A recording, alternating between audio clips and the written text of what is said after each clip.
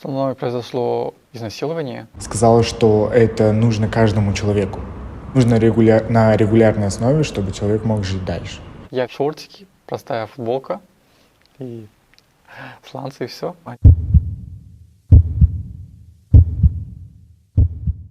Всем привет! Меня зовут Ельдана. Сегодня 1 июня, Всемирный день защиты детей. Ключевое слово тут «защита». Но от чего их защищать? Особенно у нас, в Казахстане, где семья – это наивысшая ценность.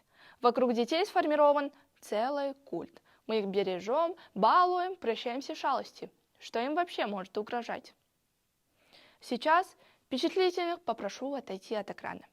За год число преступлений против несовершеннолетних возросло на 32%. В 2 раза увеличилось случаи сексуального насилия. Не похоже на картину «Счастливое детство», не так ли? Почему так происходит? Может, потому что сама тема насилия у нас табуирована? Теперь представьте, каково детям. Увы, общество предпочитает делать вид, что ничего не происходит. Но проблемы никуда не исчезают, а только усугубляются. Так мы детей не защитим. Для начала нужно снять розовые очки и начать открыто это обсуждать. Без стеснений, без сглаживания, без порицания жертв. Я решила поговорить с теми, кто столкнулся с насилием.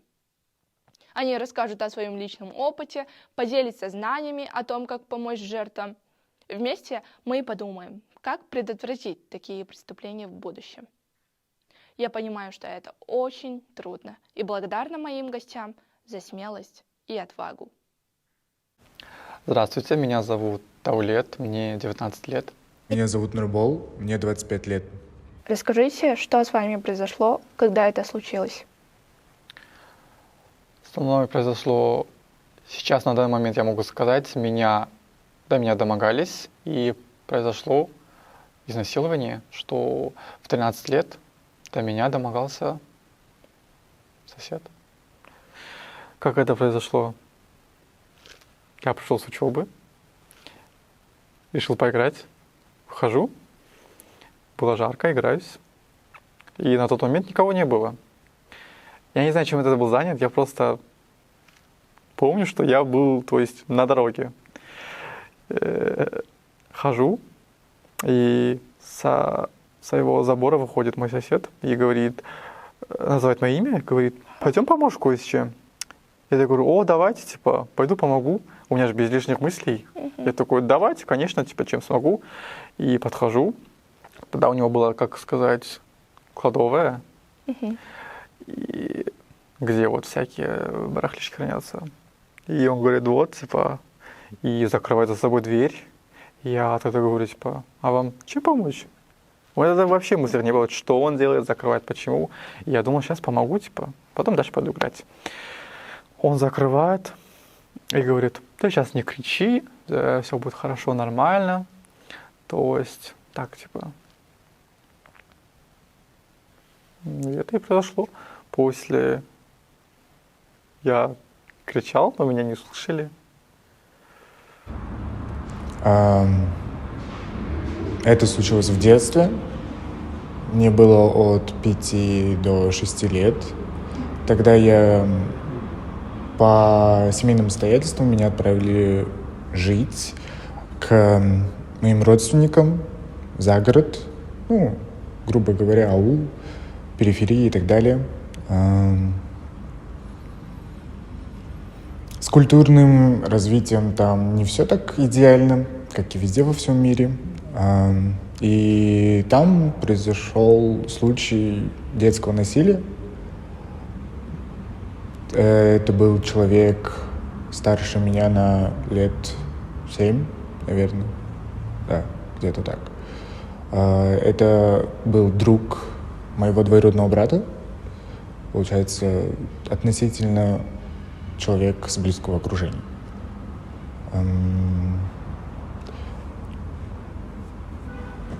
Это происходило на регулярной основе. Это будет звучать как-то слишком странно, но это было внушением. Получается, человек, мне тогда, ребенку, сказал, что это нужно каждому человеку. Нужно на регулярной основе, чтобы человек мог жить дальше. Таким образом, вот так вот это происходило. Пытались ли вы рассказать о случившемся своим родителям, близким? Как они отреагировали? Нет, еще раз нет. Зная, какой у нас менталитет, какие мысли у наших родителей из СССР, об этом даже на тот момент яд говорить. Мгм. Я даже не понимал, что для этого яд, который мне внушили, или нужно было выстроить нормальные отношения с родителями и просто поговорить, чтобы он получил по заслугам. Нет, я не пытался, потому что с этим человеком был уговор о том, что мы не будем распространяться об этом. Но об этом узнали, ну так скажем, своеобразно, потому что перед сном я, так сказать, Бога попросил, чтобы это прекратилось вслух. Но на тот момент я не знал, что в той же комнате, где я спал, со мной спал мой двоюродный брат. Ну как, не со мной, а на отдельной кровати.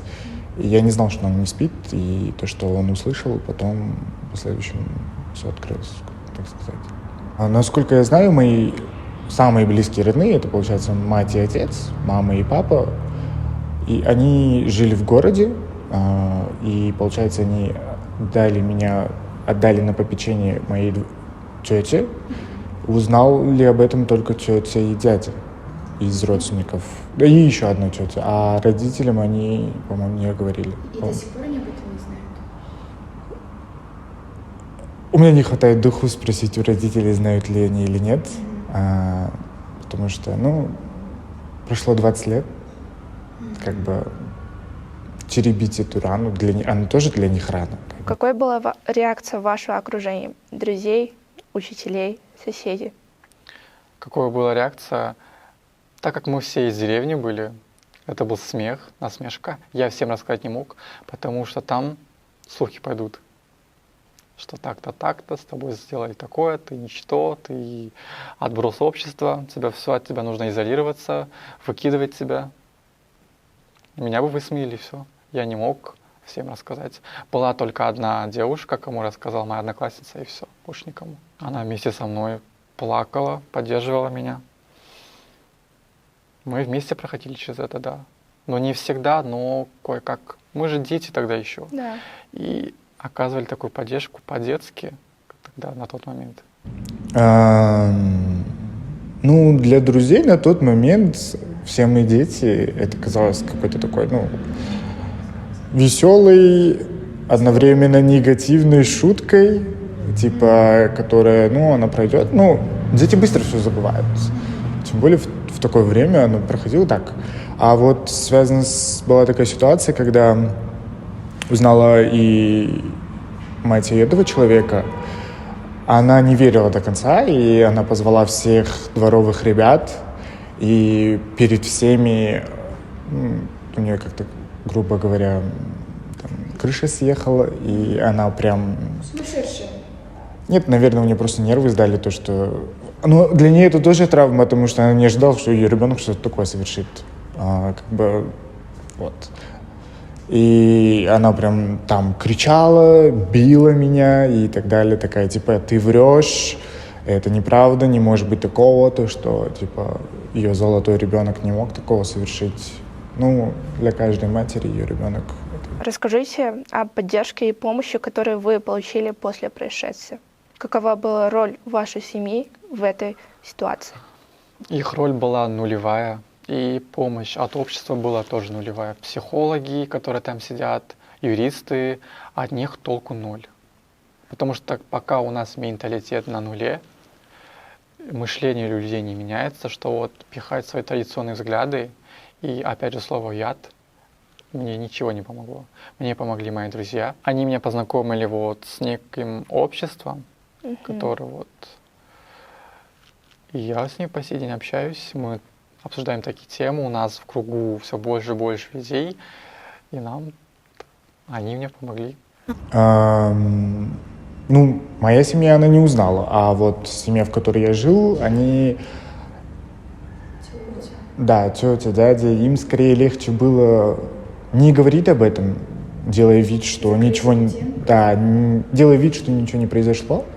Но я тоже их за это не виню, потому что на тот момент менталитет просто не давал возможности, наверное, яро обговаривать такие ситуации. И для меня это... Я только потом, где-то к 15 лет, 16 лет понял, что это было неправильно. Мне, получается, даже тогда они объяснили, что это было как бы неправильно. Мне казалось, что случилось, типа, и все, да. И да, я не знал, что это может потом превратиться в большую травму, изменить всю психику человека и так далее, и так далее. Это, грубо говоря, я не боролся, я жил с этим и живу по сей день. Но мне помогла, конечно, моя психолог. Я ходил к ней 2-3 раза. Мне этого было достаточно. Плюс к этому я сам увлекаюсь психологией, самокопанием, грубо говоря, самоанализом занимался. Затем медитацией, йога, спорт, да, спорт и искусство. В целом все это мне помогло не возвращаться к той ситуации снова и снова. Каким стало отношение к себе? Бывало ли чувство вины или стыда? На тот момент, да, было очень стыдно. Я чувствовал себя виноватым, что это я виноват, подтолкнул его на это. Что именно, да, как сейчас принято говорить, я оделся не так, я вел себя не так, я намекал на что-то. Хотя, будучи 13-летним ребенком, как я мог ему на это намекнуть? Даже у меня тогда, сейчас не было сексуального такого образования, воспитания. Было уже тепло, это были шортики, простая футболка и сланцы, и все. Детская одежда. Да, ничего вызывающего. Чувства вины нет, точно не было. Чувство стыда нет, тоже, наверное. Скорее, чувство саможалости, когда ты понимаешь, что сейчас ты есть ты, а тогда тому ребенку, которому было 5-6 лет, что такое случилось, и мне в какой-то степени давно бывали моменты, когда я жалел себя, и мне хотелось как-то вернуться в прошлое и сделать все как-то по-другому, но я знаю, что это так не получится, да. Я не могу сказать, что что-то испортило. Момент. Да, это негативный момент, да. Хотелось бы, конечно, без этих негативных моментов. Может, жизнь была бы намного лучше, но она есть такая, какая есть. Расскажите о своих первых шагах к восстановлению после происшедшего. Какие были самые трудные моменты в этом процессе? Первое было отрицание. Отрицание, что со мной такое произошло. Такое со мной не должно было произойти. Если я был бы хорошим ребенком, примерным ребенком, достаточно образованным, если был бы сильным, со мной бы такое не произошло. Сильным? Сильным на тот момент противостоять 40-летнему мужчине. И в комментариях писали, и взрослые люди говорили, что должен был я ему противостоять. Ребенок? Да. Потом Ваше- вот отрицание, потом был этап принятия, что именно это со мной произошло. В этом нет моей вины, так должно было быть. И вот моя жизнь не стоит того, чтобы, как я ранее говорил, покончить самоубийством. Я должен восстановиться, помочь другим людям, детям, девушкам, взрослым, парням, что мы не виноваты в этом. Вы отпустили ситуацию Нет. происшедшую? Отпустить это, забыть, простить, это невозможно. Ты просто живешь. Каждый раз покручивая, но моментами ты немного отходишь от этого. В этом процессе самое тяжелое было это самопринятие, принятие всего, что произошло, без отрицания, потому что долгое время я говорил, что это произошло у того ребенка, не у меня. А у меня подсознательно было разделение внутреннее. Там ребенок пострадал, а я не страдал. Типа. И вот этот процесс принятия, процесс самоанализа и полного как бы так сказать, новой любви к себе, оно было такое прям душераздирающее, грубо говоря. Ваше отношение к людям изменилось? Да. Я не всем открываюсь, я не со всеми разговариваю. С мужским полом отрицательно я вообще не контактирую, не общаюсь и пытаюсь даже в будущем избегать. И хочу ли я детей, ну что отразилось в моем будущем, нет, я их не хочу. А почему? Это будет лежать на мне ответственность вся. Я боюсь просто их отдать обществу, и они просто добьют их. Я не могу давать гарантии того, что с ними не произойдет такое. После этого долгое время мне казалось, что все люди вокруг — это люди, которые могут сделать тебе больно. Долгое время я так думал, как-то даже сторонился. А к людям мужского пола у меня вообще было такое отторжение, будто бы типа вот сейчас точно ждем от этого человека зла. Была подсознательная подготовка к тому, что человек уже может сделать мне плохо. Но сейчас все хорошо. С какими психологическими последствиями насилия вы сталкиваетесь во взрослой жизни? В взрослой жизни, как я говорил, мне очень сложно выстроить нормальный диалог, поговорить.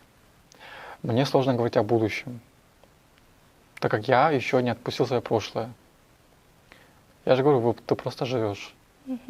И после этого даже в плане физических последствий, помимо психологических, да, ушатнулось мое ментальное здоровье, которое я восстанавливаю по сей день, да, и мое физическое здоровье на тот момент. Я не мог ходить неделю, даже чуть больше. Сейчас я вот медицински образованный человек, я понимаю, что там были разрывы, было кровотечение. Я даже маме просто сказать мог, типа, упал, мне больно и все. В плане психики там прям веселый раздрай. Иногда бывают моменты, когда просто мозг думает то, что... Как мне и тогда говорили, что это должно быть регулярно и так далее, и так далее. И иногда могут быть такие моменты, что ты можешь задуматься о том, что это норма, или о том, что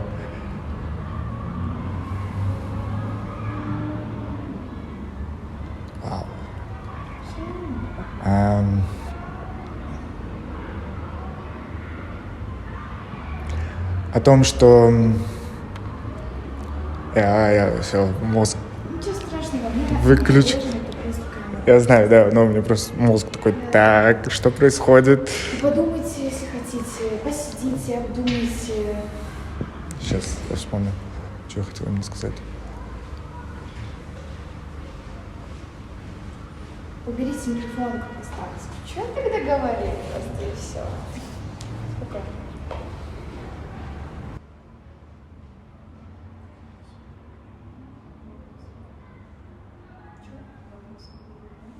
Да, помню, да. С какими психологическими последствиями насилия вы сталкиваетесь во взрослой жизни? Страх. Иногда бывают мысли страха, не могут иногда возвращаться.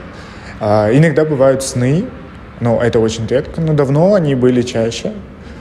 После проработки они стали намного реже, ну, может, раз в год. Бывают сны, вот именно момент, где мать этого человека била меня прилюдно, вот этот момент возвращается. И такое чувство, что тебя обвинили в том, чего ты не сделал. Вот. И Несправедливо. да. И долгое время мне казалось, что вообще мир несправедлив, типа, не стоит его искать. Изменился ли после происшествия ваш образ жизни, увлечения, привычки, предпочтения? Изменился.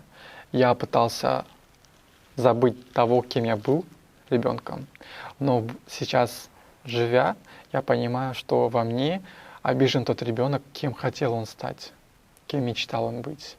Он хотел помогать людям, Он хотел заботиться, и я принял себя, и сейчас этим и занимаюсь.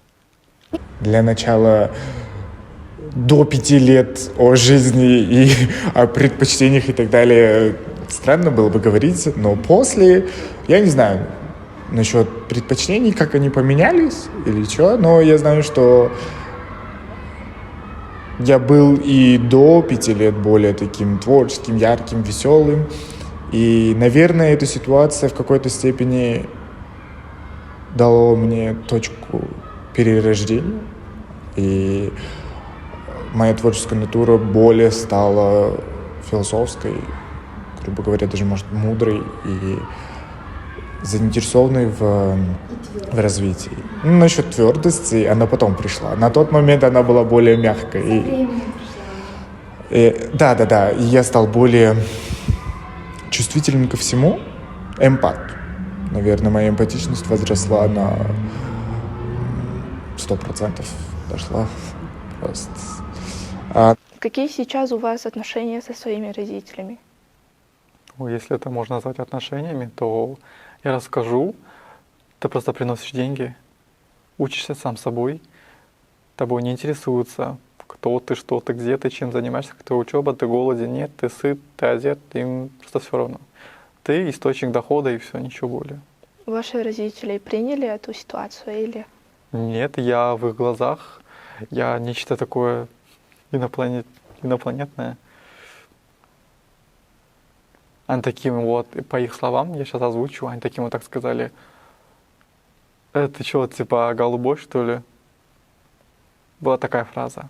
Это реакция на эту ситуацию? Да, они просто смеялись и все. С моими родителями мои отношения прекрасны. Я каждый день им говорю, что я их люблю, и обнимаю, мы каждый день разговариваем по телефону. Что для вас было самым трудным после происшедшего? Это было принятие. Я же говорил, что я хотел скинуться. Но нашел силы, хотел доказать обратное. И у меня это получилось. И я озвучил принятие, да? Принятие говорил. Найти в себе силы, чтобы помочь большим людям, которым с этим ежедневно сталкиваются. Просто боятся об этом говорить, так как у них неправильное отношение с родителями, есть в голове этот уят, менталитет и наши традиции, которым в будущем тебе будет мешать.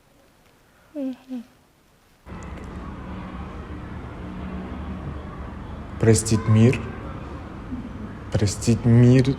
за то, что он является не идеальным, простить людей, которые были в моем прошлом, да, это мать, допустим, того человека, моих родственников, которые могли бы, да, если бы обдумать, смогли бы помочь, могли бы предотвратить это, или бы простить родителей за то, что они могли бы не отправлять жить за город, или простить того человека. Ну, в какой-то степени этого человека тоже винить тоже тяжело, потому что у него тоже была детская психика. Если его родители ему не объяснили, это вина родителей, а не того же ребенка, грубо говоря. Вот. Тяжело было простить весь мир, грубо говоря. Какой была ваша реакция на другие случаи насилия? Если быть честным, когда я видел такое впервые, я просто, когда смотрел видео сначала, я просто начал плакать вместе с ними, когда они об этом рассказывали или просто по новостям показывали. Потому что я понимал, что тогда со мной происходило, и я только мог понять, что они на тот момент чувствовали. И никто другой. Другие могут сказать: сама виновата, надо было нормально одеваться, не вызывающе, и не подталкивать на такое. Так я понимаю, я сам ничего такого не делал, и она на это, думаю, тоже не способна была. Так что виноват тот, кто это сделал, а не кто с этим столкнулся. Жертва не виновата, ни в коем случае. Поначалу, когда я узнавал о мальчике Забая, потом еще и еще, про даже женщин, подростков. Недавно даже случай был, когда 25-летнего парня, потом там еще девушку и так далее, и так далее. Первые минут 10, наверное, я плачу. Потом злюсь, а потом просто понимаю, что, Это жизнь. да, это просто, да. Просто нужно развивать его. Вот. Я и к этим людям и к этим ситуациям чувствую полное сочувствие. И иногда даже хочется написать им и сказать, типа, ребята, все хорошо, вы сможете это пережить. Это тяжело, я понимаю, но это не определяет тебя как человека. Ты сможешь быть тем, кем ты хочешь. Назовите основные, по вашему мнению, причины детского насилия в Казахстане, в нашей стране. Со стороны детей причин нет. Это, кажется, больные на голову люди. Я не знаю, как это комментировать, что с ними не так. Я просто сам даже не могу найти ответа на это ваш вопрос. Они думают, что на это нет закона, нет за это ничего такого, что им ничего за это не будет, никто им не поверит. Что они берут в корень то, что это яд, это не раскроется никак в нашем менталитете, и все. Даже если я скажу, каждая вторая девушка сталкивалась с домогательством, это будет правдой. Хоть это будет харассмент, но это было. Это могло быть в автобусе, в подъезде, в лифте, где угодно, но это было. Им будет стыдно, да, и они об этом не расскажут. Они будут позволять себе все, что хотят, будут делать. Я думаю, в лучшем случае их нужно кастрировать, ничего более. Это самый подходящий вариант. Потому что, будучи я знаю в себе, что я сильный человек, я справился с этим. Но ценой чего? У меня умерло детство, у меня не было детства. У меня все детство прошло, просто как бы принятие себя, ситуации, и все. Когда я мог свободно играть, гулять, учиться, как бы тусить. У меня все мои годы ушли принятием. Нехватка культурного, духовного развития. Как вот это слово? Менталитет? Сексуального развития или как это? Сексуального воспитания? Да, сексуального воспитания. Наверное, от 10 лет каждый родитель может просто поговорить об этом. Например, мои родители со мной разговаривали об этом. И О половой жизни. да, о половой жизни, обсудить, что есть норма, что не есть норма, в какой момент можно это начать, в какой момент что делать и так далее, и так далее. Куда обращаться тем, кто столкнулся с насилием? Где найти помощь и поддержку? Это точно вопрос не к психологам, не к юристам. Потому что я вам гарантию даю, что они вам не помогут. Потому что эти психологи, люди сапкового мышления, у них кругозоры очень маленькие. Лучше обращаться к молодым. И тем, кто активистам, они направят нас, вас в правильный путь. В первую очередь, наверное, если это является не членами семьи, то в первую очередь обратиться к семье. А если это члены семьи, то в первую очередь обратиться к правоохранительным органам. Если там тоже тихо, то, конечно же, к психологам, либо к разным проектам защищающим. Что бы вы сказали людям, которые пережили насилие и в настоящее время борются с последствиями? Я бы хотел сказать даже себе, будучи ребенком, в этом нет твоей вины. Не было. Во всем виноват насильник. Как я раньше говорил, жертва никогда ни в коем случае не виновата. Ни твоя одежда, ни твоя манера поведения, ни твоя внешность его не оправдывает. В конце концов, он же человек, он не животное же. Мог бы. Так что, кто с этим столкнулся, Я не говорю вам это простить, отпустить. Просто принимаем, живем дальше, делаем выводы, становимся лучшей версией себя и помогаем предотвращать, чтобы в будущем такого не было. Таких недолюдей, я бы сказал, отстранить от общества. Их исключить нужно. Они больные люди. Все, не знаю, во все кричать. Потому что когда закрывают глаза на такие темы, она уходит на второй план, на третий, на четвертый. Как и любое насилие, надругательство, даже вот в плане причинения физической силы. Они думают, что ничего за это не будет. Мои знакомые все решат. Мои деньги есть. А для чего-то это приняты законы. Да. Если их не соблюдаешь. А Конституция для чего? Это что, просто для видухи? Для показухи? Да, твоя жизнь была нелегкой. Да, прошлое было очень тяжелым, но страдать — это твой выбор. Либо быть счастливым. Просто работай над собой и развивайся. Я надеюсь, что наш разговор поможет жертвам насилия чувствовать, что они не одиноки и даст им силы идти вперед. Но я еще раз хочу обратиться к мамам и папам, бабушкам и дедушкам, учителям, врачам, полицейским и вообще всем взрослым. Кто, если не мы, защитит наших детей? Мы все вместе должны перестать делать вид, что проблемы не существует. Мы должны сделать все возможное, чтобы дети почувствовали себя в безопасности. Они должны знать и быть уверены, что если с ними случилось что-то плохое, нам можно и нужно доверять. Мы поможем и поддержим. Мы всегда на их стороне.